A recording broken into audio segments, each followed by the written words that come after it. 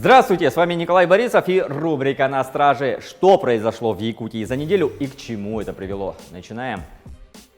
Новыми эпизодами дополнит свой список преступлений серийный насильник и убийца, который уже приговорен к 18 годам лишения свободы и отбывает свой срок. Он сознался в деяниях, совершенных 40 лет назад в Мирнинском и Ленском районах Якутии.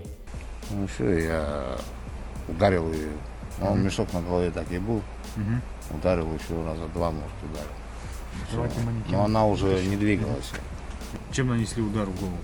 Монтировкой. Жертвами обвиняемого стали трое девочек 4, 5 и 9 лет, которых он, используя доверительные отношения, подбирал на дороге по пути следования на своем автомобиле, вывозил в лесной массив, где совершал сексуальное насилие и убийство. Тела детей он скрывал в вырытых в земле ямах.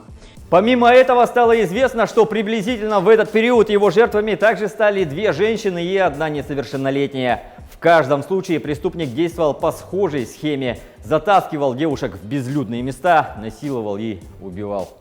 Сложное дело вывело на след мужчины, который к тому времени отбывал наказание за убийство и преступления против половой неприкосновенности малолетних девочек, совершенных им на территории Новосибирской области в 2018 году. В Верховном суде Якутии рассматривается дело убийцы, который на почве ненависти к социальной группе убил 2 и попытался расправиться с еще одним бездомным. Его, получается, руку вот так, свою руку просунул, одну руку на плечо положил, и вот так его правил туда.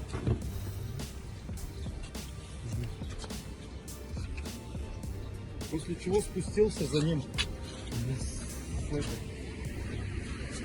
с той стороны моста. Я его положил вот так, ударил. По версии следствия, первую попытку убийства 38-летний мужчина совершил во время майских праздников прошлого года. Увидев лежащего на тротуаре пострадавшего, поднял бетонный блок весом около 30 килограммов и бросил его в голову бедолаги. Думая, что убил, злодей скрылся с места, однако потерпевший выжил благодаря врачам. Через некоторое время агрессор нанес множественные удары отрезком металлической трубы по голове и телу другого незнакомца, который от полученных травм скончался на месте. Ночью на улице Кирова жертвой обвиняемого стал еще один мужчина.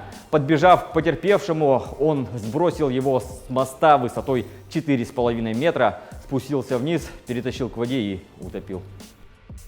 Начальника отдела экономической безопасности и противодействия коррупции МВД по Нерингринскому району обвиняют в 5 эпизодах получения взятки.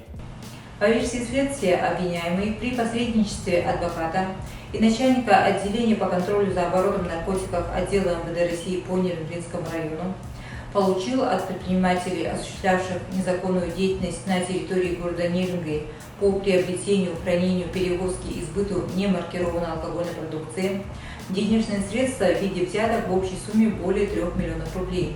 Взятки получены за общее покровительство и попустительство. В отношении адвоката и бывшего начальника наркоконтроля уголовные дела находятся на рассмотрении суда. С меньшим масштабом разворачивалось дело в одном из баров Якутска. Тут обнаружили недостачу почти в 56 тысяч рублей. Как выяснили сотрудники уголовного розыска, к краже причастен 23-летний бармен. Он был принят на должность не столь высокую, как начальник по противодействию коррупции, но доступ к деньгам имел. Конечно, деньги тратил не на выпивку, все-таки бармен, а на личные нужды. На этом пока все. Доверяйте только проверенной информации и берегите себя.